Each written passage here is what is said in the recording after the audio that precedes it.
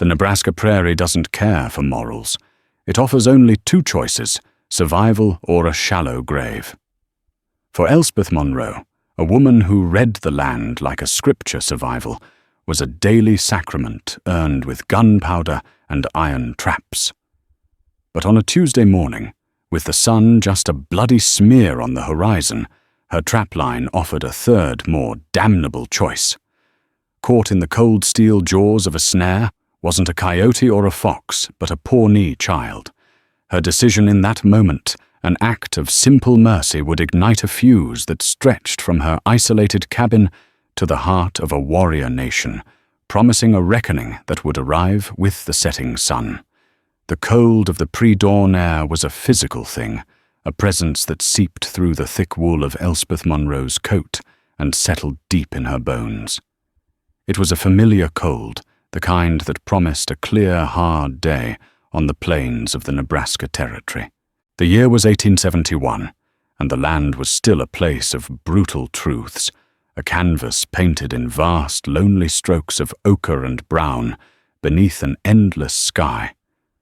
Elspeth, or Elsie, as the few souls in the settlement of Redemption Bluffs, knew her moved with the quiet economy of someone who had long ago made peace with solitude. Her husband Thomas had been taken by a fever 3 winters past, leaving her with a sturdy log cabin, a remarkable skill with a rifle and a trapline that was both her livelihood and her tether to this harsh earth. Her face, framed by strands of sun-bleached brown hair escaping a tight bun, was a map of her lifelines, etched by sun, and worry around eyes the color of a stormy sky. This morning, the air was still the usual coyote chatter, strangely absent. A flock of grouse exploded from a thicket of wild plum as she passed, their frantic wing beats the only sound besides the crunch of her worn leather boots on the frosted ground. She checked the first 3 snares with practiced efficiency. All empty. Disappointing, but not unusual. Pelt prices were decent, and a few good beaver or fox furs could see her through to the next supply run. It was at the 4th snare, tucked cunningly into a game trail that wound through a shallow, cottonwood-choked ravine, that the morning silence was broken. It wasn't the thrashing of a panicked animal. It was a soft, rhythmic sound, a pained whimper that was terrifyingly human. Elsie's hand went instinctively to the Colt Peacemaker holstered on her hip. She crept forward, her body low, using the sparse cover of sagebrush. The sun was just beginning to crest the horizon, casting long, distorted shadows that played tricks on the eye. Then she saw it. The snare, a cruel loop of braided wire, was cinched tight around the ankle of a small boy. He was Pawnee. His dark hair was matted with dirt and sweat, his face streaked with tears that had frozen on his copper skin. He couldn't have been more than 7 or 8 years old. He was dressed in simple buckskin leggings and a shirt, clothing inadequate for the biting cold. He had stopped pulling against the wire. Exhaustion had clearly set in. He just lay there shivering, one hand clutching the swollen, bloody mess of his ankle. A cold dread, sharper than the morning air, washed over Elsie. This was not just trouble. This was a death warrant. Tensions between the settlers of Redemption Bluffs and the Pawnee bands, whose ancestral lands they were slowly encroaching upon, were at a knife's edge. A dead cow, a missing horse, every incident was a spark threatening to ignite a prairie fire of violence. A Pawnee child maimed or killed in a white woman's trap would be a declaration of war. Her first instinct was primal turn back. Pretend she saw nothing. But the boy whimpered again, a sound of pure misery that cut through her fear. It was the sound of a child in pain, universal and absolute. It was the sound her own son might have made had he lived past his 2nd birthday. Cursing under her breath, she holstered her pistol and slowly stood up, raising her hands to show they were empty. The boy's dark eyes snapped open wide with terror. He scrambled backward, pulling against the snare and letting out a sharp cry of pain. "Easy now," Elsie said, her voice soft but steady. "I'm not going to hurt you. Easy." The words were meaningless to him, but the tone, she hoped, would convey her intent. She took a slow step forward. He flinched. She stopped. She knelt, unhooking the water canteen from her belt and holding it out. His eyes darted from the canteen to her face, searching for the trick. He was a child of the plains. He knew that kindness from a stranger, especially a white one, was a currency rarely traded. Slowly she unstoppered the canteen and set it on the ground, sliding it gently toward him. He watched it, his breathing shallow and rapid. After a long moment, his thirst won out over his fear. He crab-crawled toward it, snatched it up and drank greedily, spilling water down his chin. While he was distracted, Elsie moved closer. "Let me see," she murmured, gesturing to his ankle. He recoiled, pulling the leg back protectively. She sighed and pulled the heavy skinning knife from the sheath on her belt. The boy's eyes widened again, terror returning in full force. He thought she meant to finish the job. "No, no," she said, shaking her head emphatically. She pointed the tip of the knife at the wire, then made a cutting motion in the air. "For the wire. Understand the wire." She didn't wait for an answer. With swift, sure movements, she positioned the thickest part of the blade against the taut wire and pressed down hard. It was tough, well-made wire. She had to put her weight into it, gritting her teeth as the steel bit into the metal. The boy watched silent, and still his fate resting on the strength in her arms. With a final sharp snap, the wire parted. The boy gasped as the pressure released, cradling his injured ankle. It was a nasty wound. The wire had cut deep and the flesh around it was purple and swollen. Infection was a near certainty if it wasn't cleaned. Elsie stood and backed away, giving him space. From a leather pouch on her belt, she took out a small strip of clean linen she kept for emergencies, and a precious piece of jerky. She placed them on the ground where the canteen had been. She looked the boy in the eye, then pointed east in the general direction the Pawnee were known to camp. "Go," she said, her voice firm but not unkind. "Go home." The boy stared at her for a long moment, his young face a mask of confusion, pain, and a dawning reluctant understanding. He pushed himself up, testing his injured leg. He couldn't put any weight on it. Using a nearby cottonwood sapling for support, he managed to stand. He glanced back at the offering on the ground, then at her. He gave a short, almost imperceptible nod. Then, clutching the jerky, he began to limp away, hopping on his good leg, a small, solitary figure, disappearing into the vastness of the prairie. Elsie watched until he was gone, a knot of foreboding tightening in her stomach. She had done the right thing. She was sure of it. But in this land, the right thing often came with the highest price. As she turned to examine the broken snare, a detail snagged her attention. The wire. It was thinner, more tightly braided than the kind she used, and the anchoring peg, driven deep into the hard earth, was fashioned from hickory, not the ash she preferred. A cold realization trickled down her spine. This wasn't her snare. Someone had deliberately set it on her trapline. A faint sound, the distant clink of a horseshoe on rock, made her freeze. Peering through the tangle of branches, she saw them, 2 riders on the ridge overlooking the ravine. They were too far to identify, but they weren't Pawnee. They wore hats and carried rifles. Settlers. One of them pointed down in her direction. Elsie didn't wait. She scrambled out of the ravine, keeping low and moving fast. She didn't look back. The act of mercy was over. The fight for survival had just begun. Redemption Bluffs was a town born of desperation, and named with an irony its founders were too grim to appreciate. It was little more than a single dusty street, flanked by a dozen wooden buildings, all leaning on each other for support against the relentless prairie wind. It held a saloon, a general store, a blacksmith, a sheriff's office that doubled as a jail, and a church whose steeple seemed to be pleading with a silent heaven. For Elsie, it was a necessary evil, a place to trade furs for flour, salt, and bullets. By the time she reached the outskirts of town, the sun was high and unforgiving. She had circled wide around the spot where she'd seen the riders, her mind racing. Someone had planted that snare. Someone wanted trouble.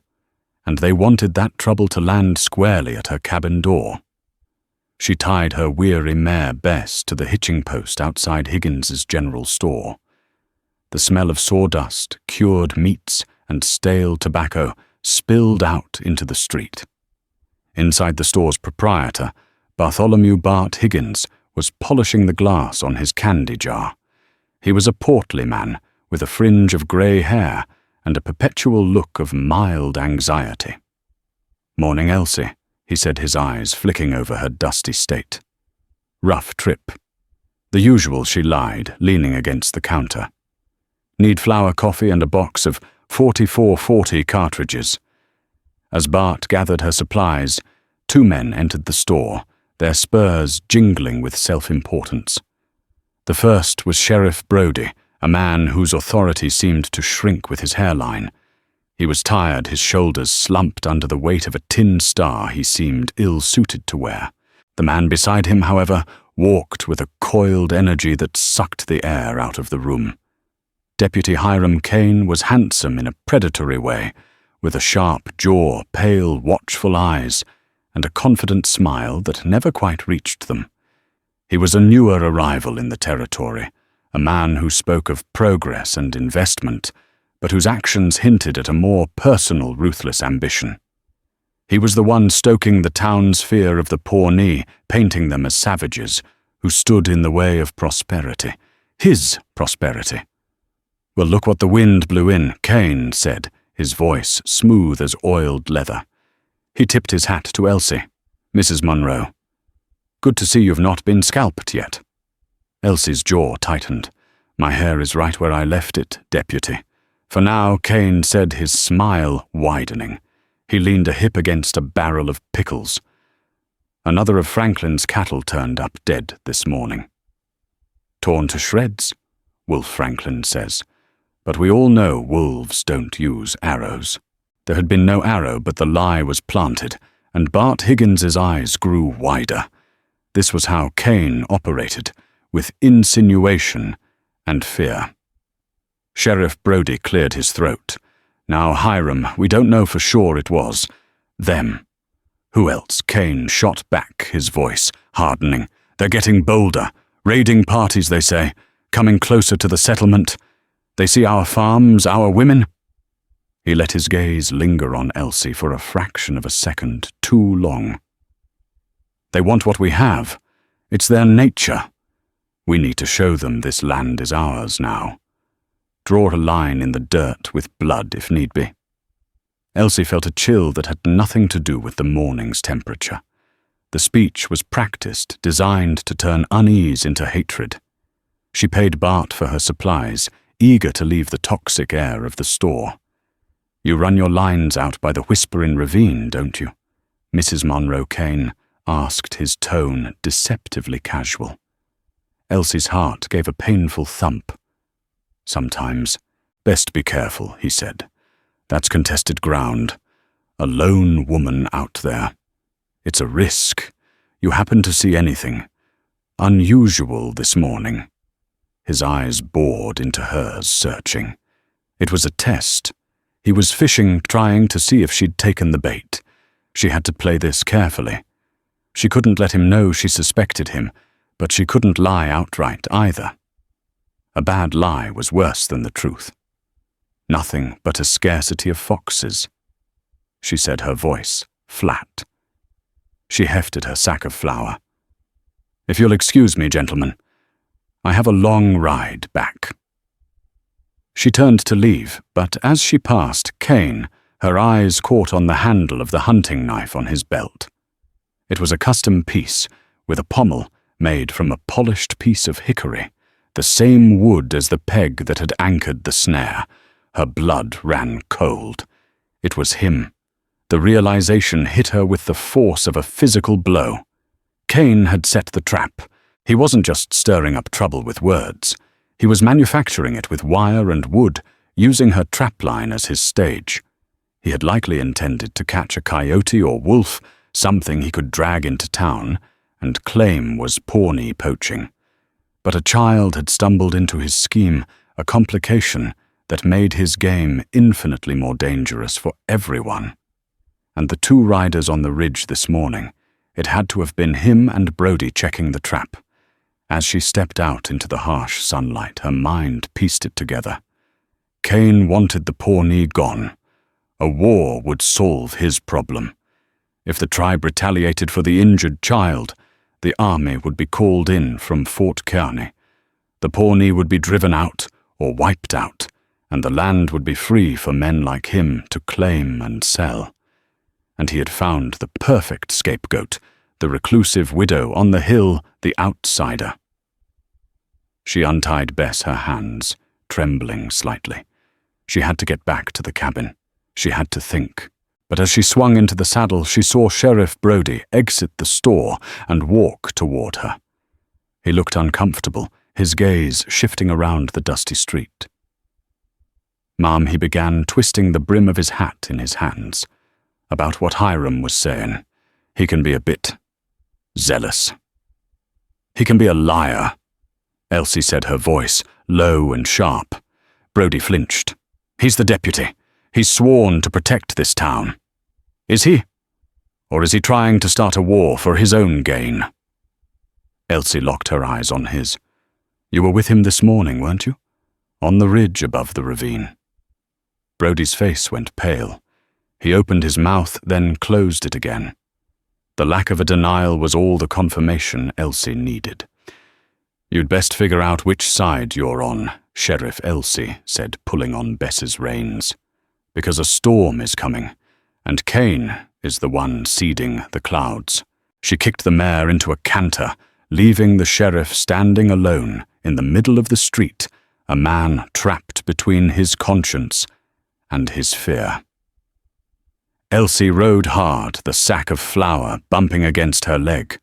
The supplies felt heavy, but not as heavy as the truth she now carried. Cain had made his move. The Pawnee would surely make theirs, and she was standing on the ground where they would meet.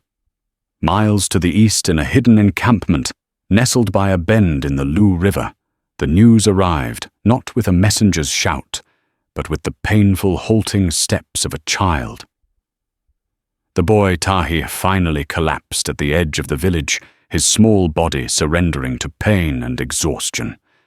It was his mother, Nituna, who saw him first. Her scream cut through the calm afternoon, a blade of pure maternal anguish. Within moments the camp was in turmoil. At the center of it was Tahi's father, the war chief, Maka. Maka was a man forged by the prairie, tall and powerfully built, his face a stern mask that concealed a fierce protective love for his family and his people. He had earned his status not through birth, but through courage and a keen strategic mind. But when he saw his son, his only son, lying on a buffalo robe, his ankle a mangled ruin of flesh and blood, the strategist vanished, leaving only a father. He knelt beside the boy, his large hand gently touching Tahi's forehead, slick with feverish sweat. "What happened?" Maka's voice was a low rumble, like distant thunder. Tahi, delirious with pain, could only offer fractured pieces of the story. A trap, iron teeth. He whimpered, his eyes wide with the memory of terror. On the woman's path, the trapline woman. He spoke of the cold, the fear, the sharp bite of the wire. And then he spoke of the woman herself. He described her pale eyes, her sudden appearance, the terrifying glint of her knife. In his fevered state, the act of her cutting the wire became conflated with the initial injury. He couldn't articulate the nuance, the mercy that followed the terror.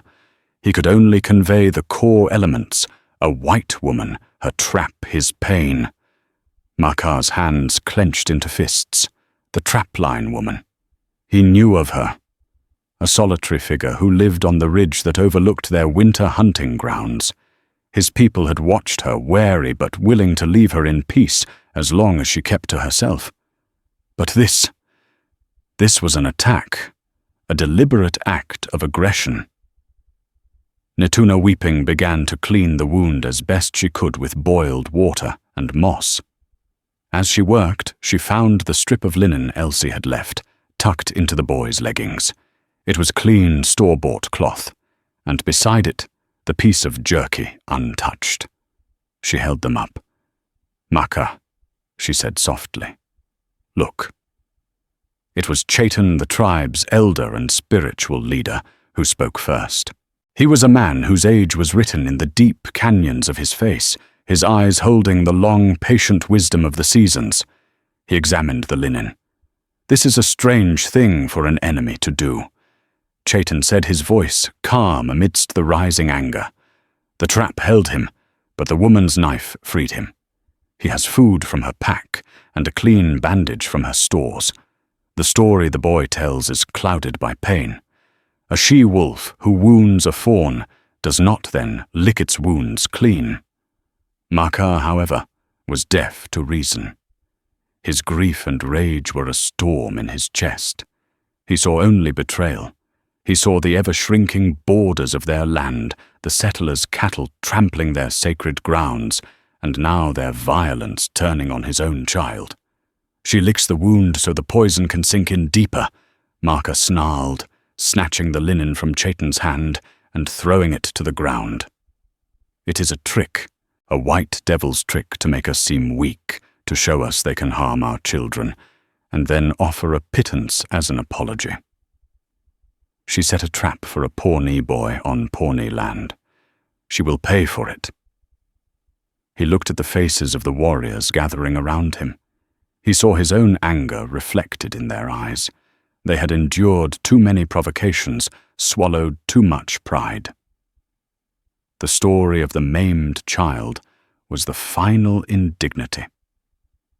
"The trapper on the ridge has drawn a line," Makar declared, his voice ringing through the camp. "Tonight we will show her where the Pawnee nation stands. We will burn her cabin to the ground and take a price for the blood of my son. Gather your arms. We ride at dusk." A roar of approval went up from the younger warriors. They were eager to prove their mettle, to unleash the frustration that had been simmering for months. Chaitan placed a restraining hand on Makar's arm. A war chief's anger must be a tool, not a master, the old man warned. "There is a foul wind blowing from the white man's town. I feel it. This may be the trap, and we are the ones walking into it. Let us first be certain who our true enemy is." Makar shook off the elder's hand. "I am certain," he said, his eyes like chips of flint. "My enemy is the one who harmed my son. By nightfall she will know the fury of a Pawnee father." He turned and strode toward his lodge to retrieve his war lance and paint his face. The decision was made. The tribe was gathering, not in council, not in celebration, but for vengeance. One by one, the warriors went to their lodges, the quiet bustle of the camp replaced by the grim preparations for war. The sun began its slow descent, its golden light seeming to mock the darkness that was about to be unleashed. Nituna could only watch, clutching her son's hand, praying to the spirits that the blood spilled tonight would not lead to an ocean of it tomorrow. The ride back to her cabin was a blur of frantic energy for Elsie. Every shadow seemed to hold a threat. Every gust of wind sounded like a war cry. She unsaddled Bess and turned her loose in the small corral, slapping her flank to send her to the far side, away from the cabin. She barred the heavy plank door and shuttered the two small windows, plunging the single room into a gloomy twilight. The cabin, usually her sanctuary, now felt like a cage. She was trapped, Cain had framed her, using her as the pawn in his deadly game, and the Pawnee, fueled by a father's righteous rage, were coming for her. They would see only the surface truth. Their child had traplined the injury. They had no reason to look deeper, no reason to believe the word of a white woman over the cries of their own. Panic gnawed at the edges of her composure. She could run. She could saddle Bess and flee into the night, leave everything behind, and never look back. But where would she go? Cain's influence and lies would follow. She'd be a fugitive, hunted by both sides, and some stubborn, defiant part of her refused to be run off her own land by a coward like Hiram Cain. This was her home paid for, with Thomas's sweat and her own resilience. She would not surrender it to a lie. Her fear began to recede, replaced by a cold, sharp anger. If she was going to die here, it wouldn't be as a helpless victim. She needed proof. Something tangible that could cut through the rage and confusion. Her mind raced back to the ravine, the snare, the hickory peg, Cain's knife. It was a connection, but flimsy. She needed more. The riders on the ridge, Cain and Brody, their horses. A sudden, desperate idea took hold. She grabbed her rifle, unbarred the door, and slipped back out into the fading light. The sun was a fiery globe touching the western horizon, painting the clouds in violent shades of orange and purple. She had little time. She moved quickly, not back toward the ravine, but toward the trail leading to town. She scanned the hard-packed dirt, her eyes accustomed to reading the subtle signs of the land, searching for a specific track. The Pawnee rode unshod ponies, their hoof prints small and round. The settlers' horses wore iron shoes. Cain rode a big, heavy-set bay she remembered from town. A horse like that would leave a distinct print. There, just off the main trail where a rider might pull up to get a view of the surrounding land, she found them. 2 sets of prints. One was from a lighter horse, likely the sheriff's. The other was larger, deeper, and one of the horseshoes had a distinctive nick in the outer edge, a small imperfection that would act as a signature. She had seen that same nick before, in the dust outside the sheriff's office. It was Cain's horse. She knelt, and her searching fingers found something else, half buried in the dust near the hoof print. It was a small, flat brass button, tarnished and plain. It was identical to the buttons on the standard-issue deputy coats worn by men like Cain. She remembered his coat in the store. He had been gesturing, and the cuff of his sleeve was missing a button. She clutched the small piece of metal in her palm. It felt as heavy and as powerful as a pistol. The peg, the horseshoe print, the button. It was a chain of evidence. It wasn't just her word against a child's pain anymore. She had the truth in her hand. A flicker of movement on the far ridge brought her head up. A silhouette. Then another. And another. They were here. Elsie's breath hitched. She scrambled back toward the cabin, her heart hammering against her ribs. She was out of time. She bolted the door again, her back pressed against the rough-hewn logs.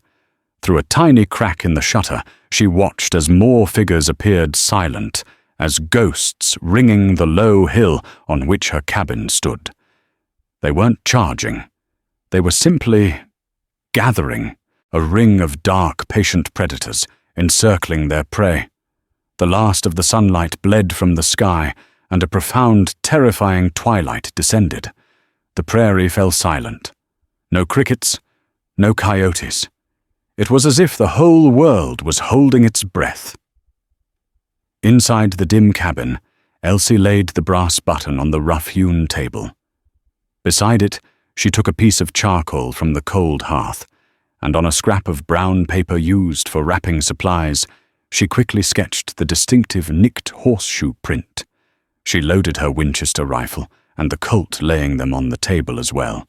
The button, the drawing, the guns. Proof and power. But how could she possibly use them to the men outside, She was a monster who harmed children. They had come for blood, not a trial. The siege had begun. She was one woman alone in a wooden box, surrounded by a warrior nation.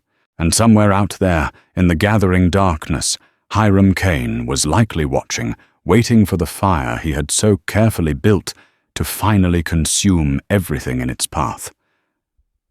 The night deepened, a vast star-dusted blanket that offered no comfort. The silence from outside the cabin was more unnerving than any war cry. It was a weighted silence, full of menace and deliberation.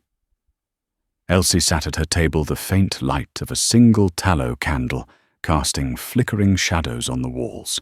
Her senses were stretched taut, every creak of the cabin's logs, every gust of wind against the shutters sending a jolt through her. Then a voice cut through the stillness, deep and resonant. It was a language she didn't understand, but the tone was unmistakable. It was a demand, a challenge. Elsie moved to the crack in the shutter. In the moonlight, she could see a lone figure standing halfway down the slope. He was tall and held a long, feather-adorned lance. Even from a distance, his presence radiated an authority that was absolute. This was the leader, the father. "I am Marker," he called out this time, in the broken English used for trade and treaties. "You have taken blood from my son. We have come to take blood from you. Show your face, witch." The word hung in the air, venomous and final. Witch. To them, what she had done was an act of evil magic. Her hand rested on the stock of her Winchester. She could fight. She was a good shot. She might take one or two of them with her. But it was a fool's hope. The cabin would become her coffin. Her only weapon wasn't the rifle, it was the truth. But truth was a fragile shield against a storm of grief. She had to take the gamble. It was the only move left on the board. Taking a deep breath to steady her hammering heart, she unbarred the door. The screech of the wood echoed in the silent night. She left her pistol and rifle on the table, a deliberate act of trust she did not feel. In her right hand, she held the brass button. In her left, the scrap of paper with the charcoal drawing of the hoof print. She stepped out into the cold night air, into the full view of the warriors ringing the hill. A low murmur rippled through the assembled Pawnee. They had expected a cornered animal, perhaps a gunshot from a darkened window. They had not expected this. A lone woman walking calmly into the moonlight, unarmed. She stopped on the small porch, her face illuminated by the moon, showing them she had nothing to hide. She held up her hands, showing them the objects she carried. Marker took a step forward, his eyes narrowed with suspicion. "What tricks are these?" "No tricks," Elsie said, her voice carrying in the still air surprisingly strong. "Only the truth." She started down the slope slowly, one step at a time, toward him. Several warriors raised their bows, arrows nocked and ready. Marker held up a hand, and they held their positions. He would hear her out, if only to savor the lies before he delivered his justice. When she was 20 feet from him, she stopped. "Your son," she began, her voice steady. "He was caught in a snare. I found him. I cut him free." "You lie," Marker said, his voice flat. He said the Trapline woman hurt him. "The trap hurt him," Elsie corrected gently. "I freed him." She acted it out, her hands, mimicking the cutting of a wire. She pointed to her own ankle. "The trap." Then she made a motion like she was helping someone up. "I helped." She saw a flicker of something in his eyes, not belief, but perhaps a crack in his certainty. An older warrior, his face a mask of wisdom, the man she would later know as Chayton, stepped forward to stand beside Marker, his gaze intense. Elsie took another step. "The trap," she said again, more forcefully. "It was not my trap." She opened her hand, showing him the paper. She pointed to the sketch of the nicked horseshoe. This is the mark of a shod horse, a white man's horse. She pointed toward Redemption Bluffs, from the town. Then she held up the brass button. This was on the ground near the trap. It is from the coat of a deputy. From the man who wants your land. The man who wants a war. Maka stared at the objects, his brow furrowed in a mixture of anger and confusion. Could it be true? Chayton looked from the button to Elsie's face, his ancient eyes searching for deceit and finding none. The narrative of simple vengeance was becoming complicated, muddied. It was at that precise moment of fragile tension that a new sound intruded, the thunder of shod horses ridden hard. From the west, a posse of riders crested the hill, their forms stark against the starry sky. At their lead were two men, Sheriff Brodie, looking pale and uncertain, and Deputy Hiram Kane, his face set in a grim, triumphant smile. "There they are, Sheriff!" Kane shouted, his voice ringing with false heroism. "The savages have her surrounded. Let's save the poor woman." Kane had seen the gathering of the Pawnee just as he'd hoped. It was the perfect pretext. He could ride in like a hero, eliminate the Pawnee threat, and silence the only witness to his conspiracy, Elsie, in the ensuing chaos.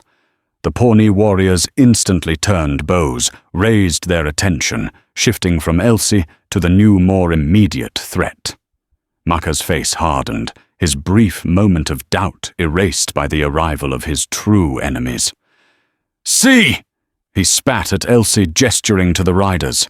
"Your people have come to finish the job." "They are not my people," Elsie cried out, her voice filled with desperation. She was caught literally between two fires. Kane and his posse reined in, raising their rifles. There were perhaps a dozen of them, facing more than 30 Pawnee warriors. The air crackled thick with the promise of imminent bloody violence. "Drop your weapons, you heathens!" Kane bellowed. "You're on settlement land." Maka let out a sharp, defiant cry. Elsie looked from the determined face of Maka to the treacherous smile of Kane. She saw Sheriff Brodie wringing his hands, a man caught in a trap of his own cowardice. In that terrifying, frozen moment, Elsie knew that her life and the lives of everyone on that hill depended on what happened in the next few seconds. The fuse had been lit at dawn. The explosion was coming at nightfall. The snare was his Elsie's voice, ripped through the tense standoff, raw and powerful. All eyes Settler and Pawnee snapped to her. She pointed a trembling finger directly at Hiram Kane. "He set it on my line. He wants you to fight. He wants you all dead so he can have this land." Kane laughed a harsh, ugly sound. "The woman's gone mad with fear, Sheriff. Look at her spouting nonsense. We need to put these savages down now."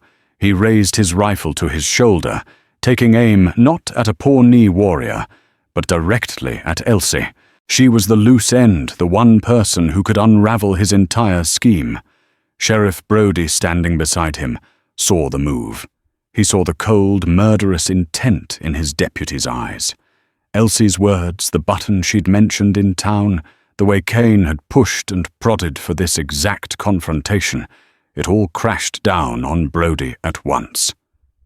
Hiram, no Brodie, yelled, reaching out to grab the rifle barrel, but he was too slow. Before Kane could pull the trigger, before Brodie's hand could connect, something moved with impossible speed. Maka, seeing Kane aim at the woman he was beginning to believe, acted on pure instinct. He didn't throw his lance or draw a knife. He'd lunged forward, a blur of motion, tackling Kane with the force of a battering ram.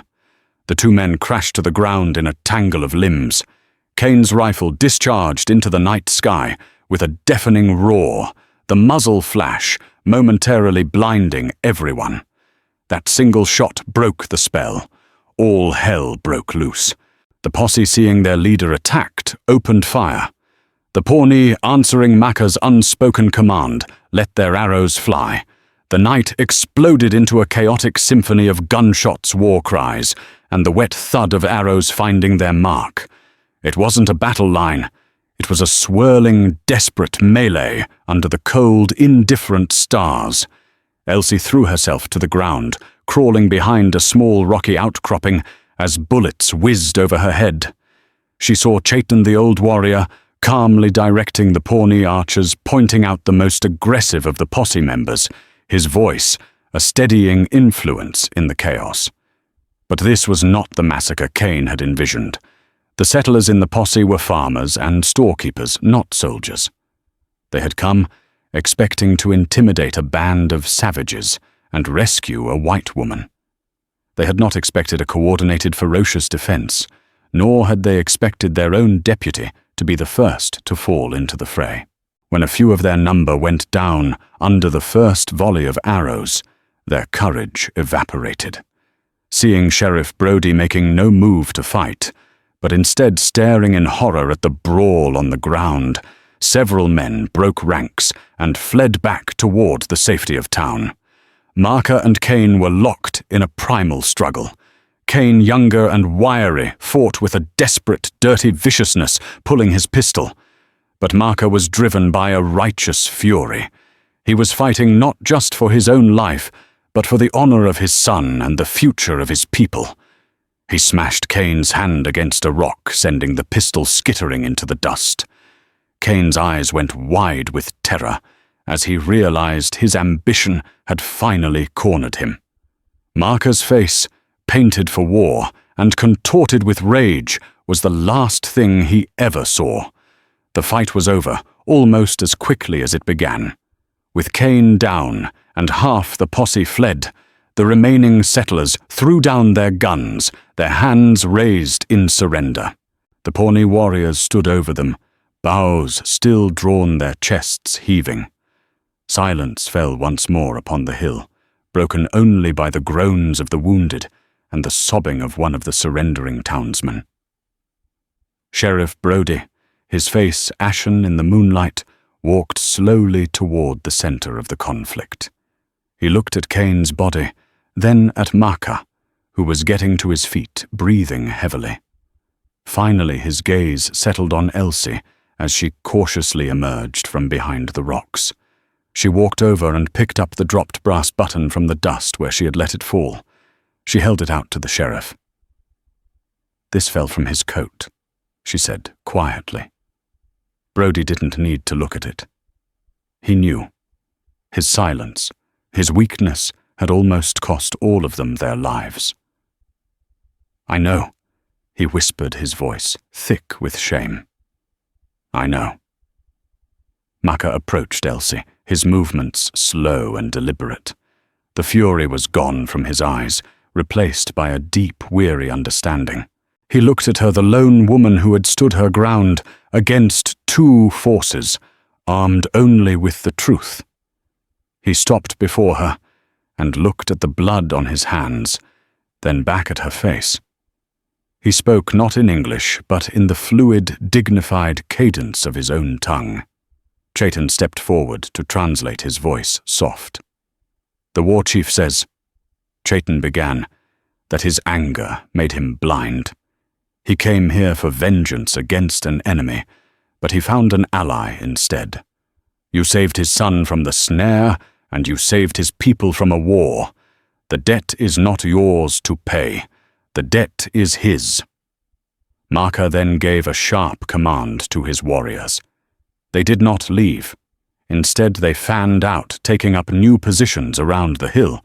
They collected the settlers' weapons and tended to their own wounded. 2 warriors helped the disgraced Sheriff Brody and his remaining men begin the grim task of dealing with the dead. Elsie stood, wrapped in the sudden, shocking quiet, and watched them. The tribe had gathered at nightfall just as she had feared. But they were not here to destroy her. They were here to protect her.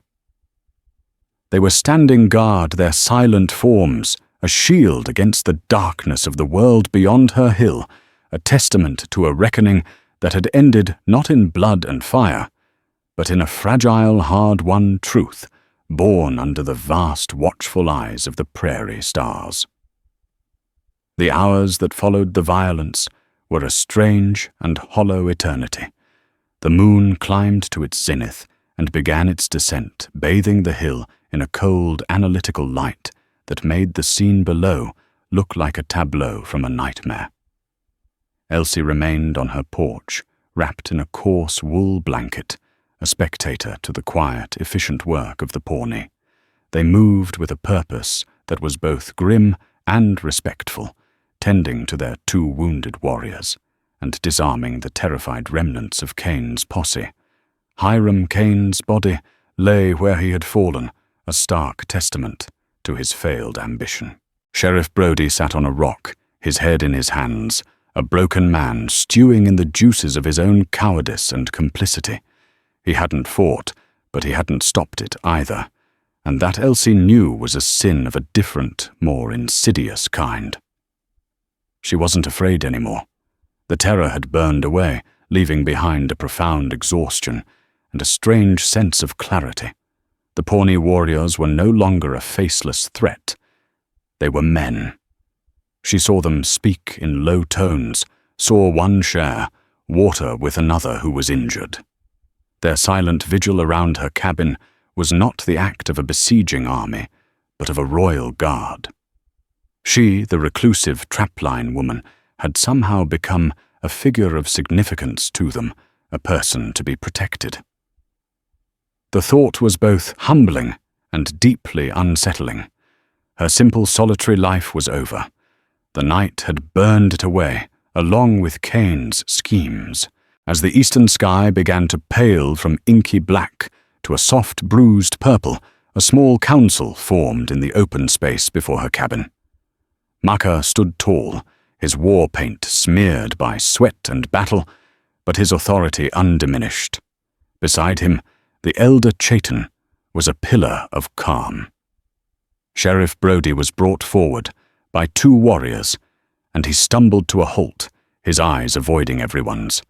At a gesture from Maka, Elsie was beckoned to join them. She walked down the steps, the blanket still around her shoulders, and stood as an unlikely cornerstone in this meeting of worlds. The night's blood is finished. Chayton said, his voice the first to break the long silence. He spoke in Pawnee and then repeated it in English for the benefit of Elsie and the sheriff. Now the day demands a reckoning. Maka's gaze fell upon Brody.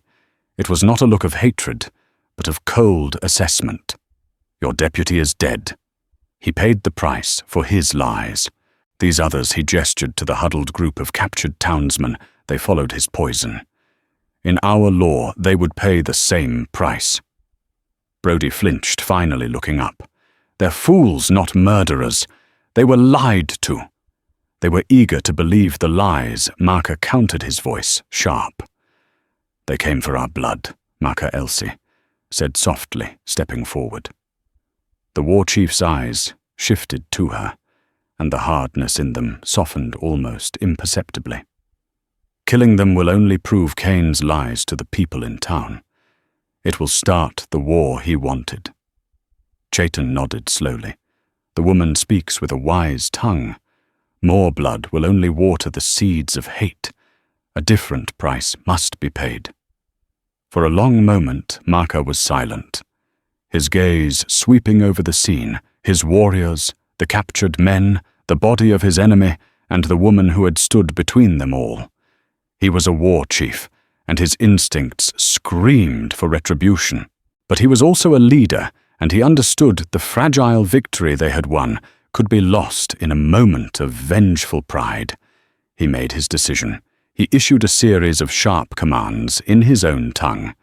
2 of his warriors went to Kane's body, and with a distinct lack of ceremony tied his hands and feet to a long pole. Then they approached the captured settlers. The men cried out, thinking their end had come, but instead of killing them, the Pawnee stripped them of their rifles and ammunition belts, tossing them into a pile. Maka turned back to Brody. You will take your dead, and you will take your living. They will carry him, he said, nodding toward Kane's body. They will walk back to your town with no guns, and with their shame for all to see. You will tell the town the truth. You will tell them who set the snare. You will tell them who fired the first shot. We will know if you lie. It was a brilliant stroke, a punishment far more potent than death. It was humiliation. It was the forced delivery of an unwelcome truth by the very men who had sought to bury it. Brodie looked at the ground, then at Elsie, and finally met Makar's gaze. A flicker of his old authority, of the lawman he was supposed to be, returned to his eyes. "I will," he said, his voice hoarse but firm. "I'll tell them the truth." Makar gave a curt nod. He then approached Elsie. From a pouch at his belt, he withdrew a single, perfect eagle feather, its tip dyed red. He held it out to her. "The spirit of the eagle sees the truth from on high," Chaitan translated. "Maka gives this to you, so my people will always know you as a friend, as the woman who sees the truth." Elsie took the feather, its delicate structure, feeling impossibly strong in her hand. "Thank you," she whispered. There were no more words to be said. The Pawnee helped hoist the pole with Kane's body onto the shoulders of 2 of the posse members. Brodie, his face a mask of grim resolve, marshalled his defeated men. They began the long, shameful walk back to Redemption Bluffs, a procession of failure led by a dead man. Maka and his warriors watched them go. When the procession was a mere smudge in the distance, they too began to depart. They melted back into the ravines and draws of the prairie as silently as they had come. Elsie was left alone on the hill, the eagle feather clutched in her hand. The sun was now fully risen, flooding the prairie with clean golden light. The air was crisp and cold, washing away the stench of gunpowder. Her cabin stood untouched. Her life was her own again. But it was a different life. The land felt the same, but her place in it had been forever changed. She was no longer just the Trapline woman. She was a bridge, a truth-teller, a guardian of a fragile peace earned in a single night of violence and mercy. And she knew with a certainty that settled deep in her soul that this long dawn was only the beginning. In the end, the story of Elspeth Monroe and the Pawnee isn't just a tale of the Old West. It's a testament to the fact that courage isn't always found in the thunder of a rifle, but often in the quiet, steady voice of truth against a chorus of lies. It shows how one person's refusal to surrender to fear can untangle a web of hatred and deception, proving that understanding, however difficult, is a more powerful force than vengeance. The tribe that gathered for war remained as guardians, their presence a silent acknowledgement that on the harsh frontier, alliances were not always forged by race or creed, but by character and honor. If this story of grit drama and unexpected justice from the American West captured your imagination, please give this video a like. It truly helps our channel grow. Share it with someone else who loves a powerful historical tale. And most importantly, hit that subscribe button and ring the notification bell so you don't miss our next story from the pages of history. Thank you for listening.